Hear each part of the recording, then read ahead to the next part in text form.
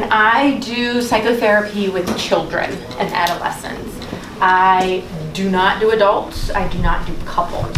So my practice is in Green Hills, and Father Kibbe gives me office space here at St. Stephen's. So throughout the week, I see kids here at St. Stephen's, and then on Saturdays, I'm in Green Hills seeing kids. I also do parenting stuff like this, right? And everything that I do is always in relationship to the child, okay? So when I start these, I need to make sure that you're here with me in this space, okay? So in order to get you present, we're gonna breathe a little so that you can be more present. I'm gonna tell you how to breathe. I want you to breathe in through your nose. Is everybody's nose working? Yeah? Okay. Kids that have issues with their noses have a harder time with this. Hi there. It's best if you can breathe in your nose, okay? Mouth breathers are edgier, right? Your kids are edgier if they just breathe out of their mouth. So do your best to help with allergies or colds or whatever is going on with them. So we're just starting, you guys are not missing anything. So we're gonna get grounded to this space, right? So we're gonna breathe together is what we're doing right now. So you're gonna breathe in through your nose to the count of 4, and I'm gonna tell you exactly how to breathe. And you're gonna breathe out your mouth or your nose to the count of 6. I will say out your mouth just because it's a habit for me to say it that way. And we're gonna do it a couple of times, and you're gonna breathe with me. And when you breathe, I need it to be like full, like your chest should move, okay? Not a shallow breath, not just holding it in your mouth, like a good breath. So, you ready? Get as comfortable as you can in your chair. So breathe in through your nose, out through the mouth. In through the nose, out through the mouth. In through the nose, out through the mouth. In through the nose, out through the mouth. Okay, so today we are talking about bullying. I have said before, and for those of you who have been with me before, you've heard me say that all kindergartners should be bullied, right? And I'm going to explain to you why. Bullying is about hurting someone's feelings, okay? I am not talking about assault and battery, right? I'm not talking about getting punched in the face. This is not what I'm talking about. I'm talking about words that hurt your feelings, okay? There are laws to, use when it's assault and battery. Bullying is also not going anywhere, right? Bullying has been around since the beginning of time. Prostitution has been around since the beginning of time. Neither one of them are going anywhere, right? You can read the Bible and see in there how these things have existed. Cain and Abel, right? I mean, this has been around since the beginning of time. It's not leaving, okay? This is part of how we are created. This is part of human nature, right? Innately, we have this aggressiveness to us. That's why when someone hits you, you want to hit them back, right? That's because it's almost instinctual, because it is part of who we are. So this is not going anywhere, right? Bullying is here, has always been here, and will always be here, okay? Can you guys guess where bullying happens the most? Do you have any ideas? School bus? School bus. What else? Where does bullying I know, it's kind of like, where does it happen the most? I've heard things like the prison systems, schools, the neighborhood, right? Do any of those sound about right? Right? Because it happens all those places too. Actually, bullying happens the most in your house, right? Your house has the most bullying than anywhere else. And the bullying dynamics happen in all of the relationships in your house, right? So it's not just the kids that are doing that. You're doing it. If you're a mom and a dad, you have bullied your children, right? We do. We bully our kid. You bullied your spouse, hands down. You bully the dog. You bully the cat. We do. So it happens the most often in your home. Now, in your house, the ratio of adult to child is like 1 to 1, right? 1 to 2, 1 to 2.5, 1 to 3. Depends on how many kids you have, right? If you have 2 parents and 6 kids, the ratio is still 1 to 3. That's not so bad. So think of it when they go to school and they're in a classroom, and the ratio there is like 1 to 15, 1 to 30. Right? The ratios are really skewed when you get into the classroom setting. And then as parents, we have the expectations of teachers to make sure it's not happening there. When we as parents cannot make it not happen in our house. Dad, can you? Okay. So it kind of puts it more into perspective when you think of it that way, when it comes to the school bus and the school, right? And the playground. And wherever you have thought of bullying, or your kids have experienced bullying, or you experience bullying, it kind of puts it in perspective, because we can't do it in our own house. You don't have the solution for sibling rivalry, right? Sibling rivalry in and of itself is actually kind of a good thing. And the reason for that it's good is because we can establish a pecking order in our house, right? The little one figures out how they have to manipulate the big one to get what they want. This is a great skill to have. So being able to manage bullying is like a life lesson that they should learn, because it's not going anywhere. Okay.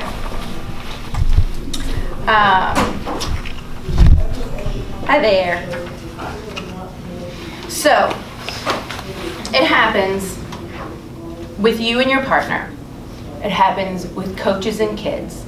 It happens with kids and kids. It happens at work, right? It happens with your coworkers and your boss.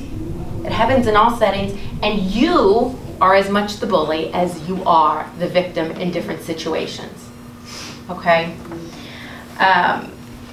So the key then is learning how to manage it at a young age. That's why I say kindergartners should be bullied, because the younger they start to learn how to manage it, the better they're going to be. Okay, the kids that are picked on are not just the fat kids. It's not the kids with glasses. It's not the kids with zits. It's not the kids with bad clothes.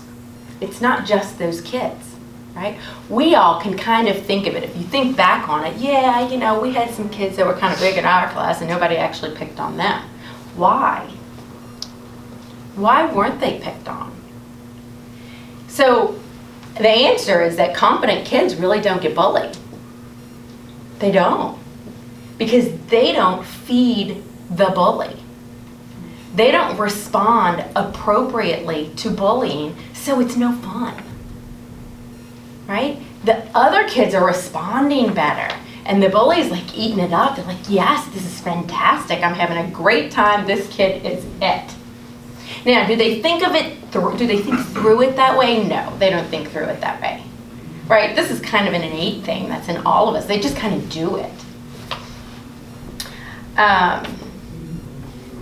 The key to doing it young, to learning how to respond to it when they're younger, is because when they get older, it gets more dangerous, right? As they get older, now again, they're driving, right?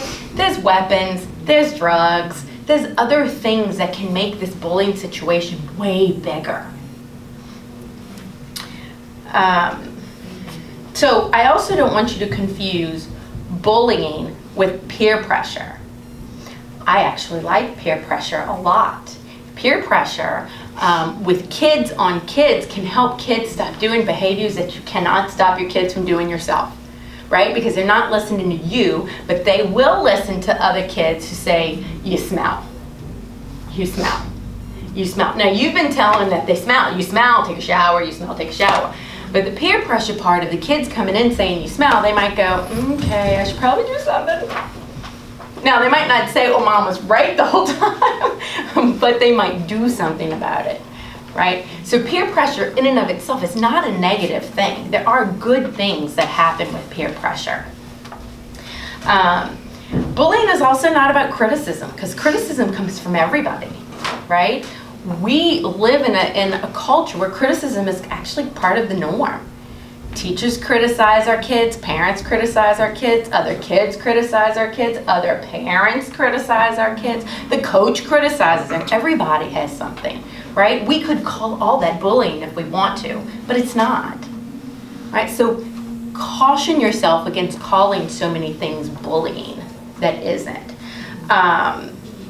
And then there's also a lot of your comedians have come out when they were picking on kids in class. And these people have grown up to be beloved comedians that we all think is hysterical. Think about what comedians do. A lot of comedians pick on entire groups of people, right? That is the humor. That's what we're all laughing at. Okay. So, the person that gets picked on is the person that responds appropriately to the bully, okay? Confident kids don't get picked on because they don't respond appropriately. And the bully is not always the bad guy, okay? And remember, because bullying shifts from person to person and event to event, especially if the bully is you, right? Because you're the mom or you're the dad and it's you, and surely you don't think of yourself as the bad guy, right? And it happens all the time in your house. So the bully's not just the bad guy.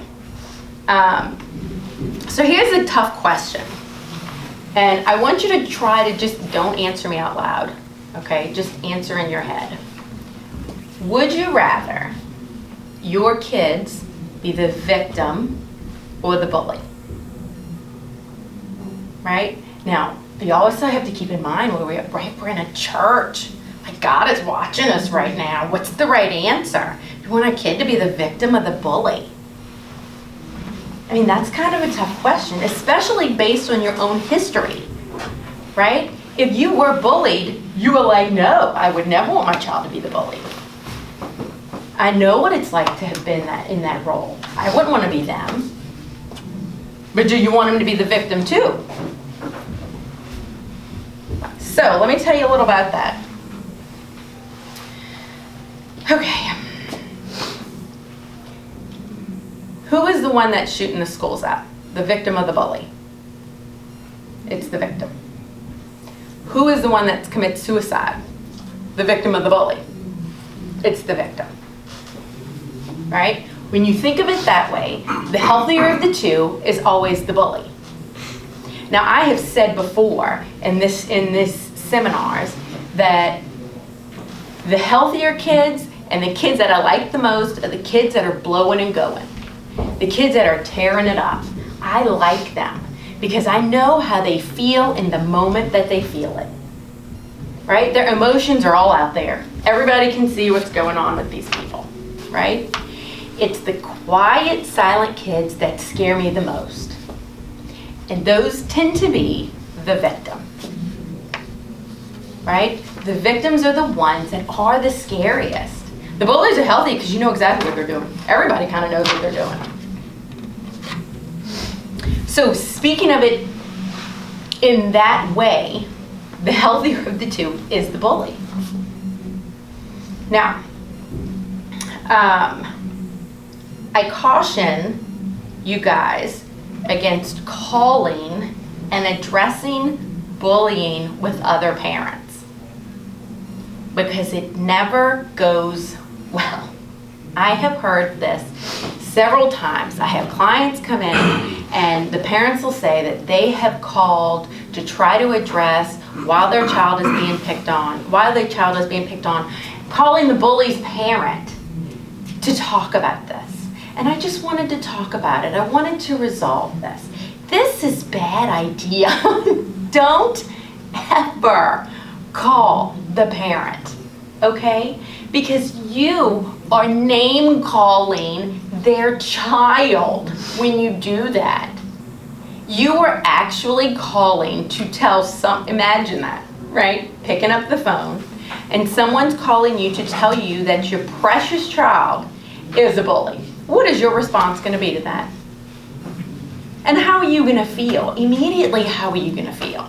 You're going to feel just like they do. Like, don't talk bad about my kid. And don't ever say that he or she is a bully, because they're not. Because they're precious. And you love them more than anything. And you want to protect them. Right? So you calling because you are trying to protect your child from this person that you see as a bully, calling another child, it just makes you the bully. It doesn't ever solve the problem. It always goes bad. Friendships have been lost over this, because when it happens in groups of friends, because there's still a pecking order. Think about your kid's friend. There's a pecking order in those groups, right? Depending upon how big the group is, somebody is the leader. How'd they get to be the leader? Right? There is a pecking order everywhere. It is a normal part of society. Okay? So you call that mom and say that their child is a bully. This isn't going to go well. Not only does it not go well for the adults, but it doesn't go well for the kids. Now, and I guess my concern is that now this child who's been accused of being the bully has this adult who they are afraid of in some way. Right? Because they're name calling them, and that's a big deal for a kid to have adults talking bad about them. That is a big deal, right? It affects them no matter what. I don't care how you look at it, it will affect them. They might act like it doesn't, but it does. Because it's a big deal, because you're a grown-up and they're not. So don't call anybody's mom. Don't call anybody's dad. This is not the solution, okay? I also want you to know that I'm using the word victim on purpose, because it's more dramatic, and I want it to sting. I want you to hear me say victim a lot, because we don't want our